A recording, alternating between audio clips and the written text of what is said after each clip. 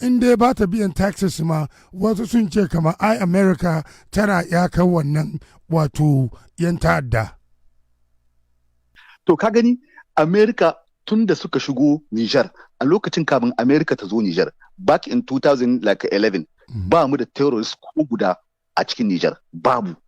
To a lokacin da American suka fara zawa da French military suka fara zawa Niger a lokacin muka fara ganin terrorist. To me za ka ce kenan?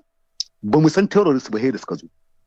Me kake imply? Kana imply kamar su suka zo suka organize wannan groups nan ne ko dai ya? To haka ne ka ba da answer, good answer. Su suka kawo shi tunda akwai alaka 'yan ta'adda da su da waɗannan baskin military baskin kuma da suke nan within 12 years da American suke a Niger. 2012 suka tafi Niger, yanzu 2024 muke ko to kenan ka gani 12 years da American suke a Niger amma sai abun da yake karuwa na terrorism da sauransu in the Sahel region. Baccin karuwa da terrorism yake bai ragu ba. To ina drone skin nasu, ina CIA suna da 3 base gare su ha American. Suna da base 101 wadda take Niamey wadda daga baya suka maida ta 202, wannan 201. 201 Agadas take, 101 tana Nyamai. A lokacin da aka yi kudeta suka kwashe wannan base kin nasu 101 suka koma 201 wadda take Agadas, wadda ita drone base ce, one of the biggest drone base in Africa. Maybe in the world. In ka ɗauka ka gane suka ɗauke ta suka maida ta 201 Agadas kuma suna da CIA base wanda suke a Dirku wanda kaga ba su yi mention kin shi ba ma sun ɓoye wannan sun yi hiding kin shi kuma waɗannan da ake cewa 1100 ne gare su ka gane ko military can ƙarya ce tunda anan ga akwai wani senate hearing da aka yi ana tambayar su sojojin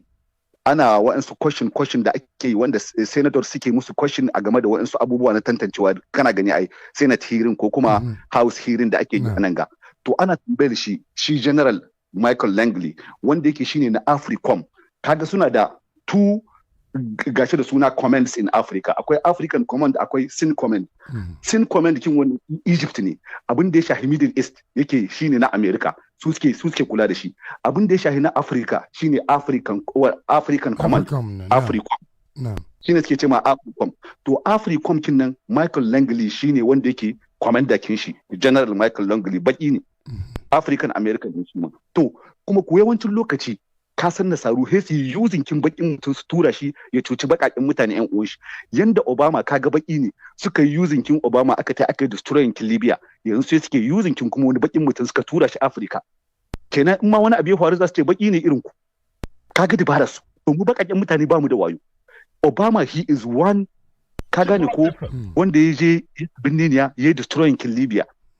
shi je hannun shi aka je aka kashe Gaddafi to lokacin da aka kashe Gaddafi daga wannan lokacin ne fa wannan terrorism kin nan ya shiga cikin Africa ya shiga cikin Sahel duka ya bi ya lalata Africa a lokacin kabin aje a kashe Gaddafi ba mu san wannan terrorism kin ba in the Sahel region babu terrorism a Africa sai bayan an kashe Gaddafi da aka kashe Gaddafi kuma menene su suka kashe Gaddafi NATO su suka kashe Gaddafi France America England ka gane su ne suka yi duka waɗannan abubuwa gashin nan lokacin da WikiLeaks ya hudo wannan ya tona asirin Hillary Clinton a lokacin nan a cikin wannan WikiLeaks kin nan aka hudo letters da yawa na Hillary wanda suka yi plan kin nan don su yi su destroying kin Libya kuma su bata Africa duka iya ciki WikiLeaks Julian Assange aka kama shi a lokacin nan halma can baya shi tsohon president na Niger wanda ake cewa Muhammad Isu sun gamu a wani guri a Deauville wanda yake ce musu ai ya gaggaya musu da kar su je su yi wannan abu me sai da suka suka iya ce musu kar ku je ku lalata wannan Libya kar ku kashe Gaddafi do not go to Libya do not kill Gaddafi because if you kill Gaddafi wannan it will destroy Africa suka ce no Obama ce no we will finish the job come on Tarab we will go and we will finish the job Hillary me tace ta yi we go we saw and we dance and we laugh tace sun tayi Africa sun je sun kashe Gaddafi sun yi rawa kuma sun yi dariya haka Hillary Clinton tace a nan ga wani show ina kallo ka gani to wannan duka malam Papa Pose wato mu zo kan yanzu in America in ta fita France ta tunta bar Niger aikin nan da ya saura na wanga yan ta'adda terrorist din Russia ita kawai za ta yi wannan aikin da wannan kasashe manya-manya guda biyun da suke yi for over 12 years inda ka ce wai ba abin da suka yi. Rasha ita kadai za ta yi? Yo, Rasha ai ka gane ko ita kadai za ta yi wannan kuma ta kwatanta ai su wancan daman ai ba su yi ba. Wani abu Rasha ta yi yanzu, wani abu ta yi ya gwada maka alama kaman ta yi wani abu da yake ya sha bamban da abin da America ta yi for over 12 years da abin da kuma France ta yi for many decades cikin Niger. Okay, one example da zan baka shine Mali. Mali a lokacin nan 'yan ta'adda sun mamaye Mali kamar mi. Mali su they have good faith in France, sai suka kira France in 2011 suka ce su zo da Allah su yi help kinsu, terrorists suna nan suna ta cinye musu territories kinsu, suna kwace musu territories kinsu, su zo su kama musu. Yanzu da horon shi suka zo suka karin dunoni da dama, aka yi wani minisma wanda na ONI ne, gashi da suna UN mission suka zo bayan su suka zo suka yi wa'ansu force da suka zo horon shi ta kawo su.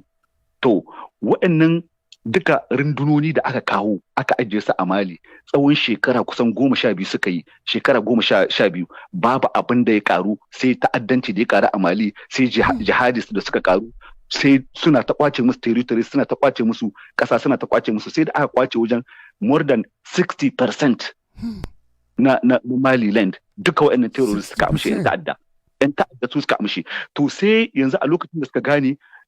ya aka yi duka waɗannan rundunoni suna nan na horon shi na Amurka, na United Nation, ya aka yi waɗannan mutane ba su suka taimaka musu ba, suka samu suka kwato ƙasarsu. Yanzu ƙasarsu an kwace musu wajen kaso 60 na ƙasarsu duka an kwace, kaso 60 na ƙasar Mali duka an kwace, yan ta'adda iya hannun yan ta'adda. Yanzu a lokacin nan da suka ga abin bayyayi shikenan kawai sai suka kore su, ka gane ko, da suka kori waɗannan rundunoni na soji sai suka tai suka kira Wagner, suka kira yan Rasha, da yan Rasha suka zo a lokaci kaɗan 'yan Rasha suka kwace duka waɗannan terroristin waɗanda 'yan ta'adda suka kwace. Babban garin da 'yan ta'adda suka kwata shine Kidal. Kidal babban gari ne wanda duka 'yan ta'adda suka kwace garin, wanda 'yan Mali, ikon Mali, gwamnatin Mali ba su da iko su sa kafa a cikin Kidal kusan shekara wajen kusan 2 ko 3, ka gane. 'Yan ta'adda sun kwace kasar, ta zama ta su suke doka, su suke komai. Amma ana korar waɗannan rundunoni na UN, ana korar rundunoni na horon shi da sauran rundunoni duka na kasashen turawa, ana kawo 'yan Wagner 'yan Rasha. Shekara guda ba a yi ba, in 6 months duka suka kwace landikin waɗanda terrorist suka kwace na Mali. To kaga wannan iya proving kin Rasha sun zo suna aiki, abinda waɗansu suka yi shekara 13 ba su yi ba, ga wani sun zo sun yi wata 6 kawai sun kwace duka landikin Mali, sun maido ma Mali a hannunta. Za a ce suna aiki ko ba a ce? Na'am. So baka comparing. Amma ga wani magana kuma da ake fadiwa, wai Russia suna use wasu tactics, wani hanyoyin da suke bi suke wannan aiki wai illegal ne. Wato kaman ka duba Central African Republic, Russia ta jera sojoji wurin nan lokacin da aka samu wani civil shi mu ce wani destabilization na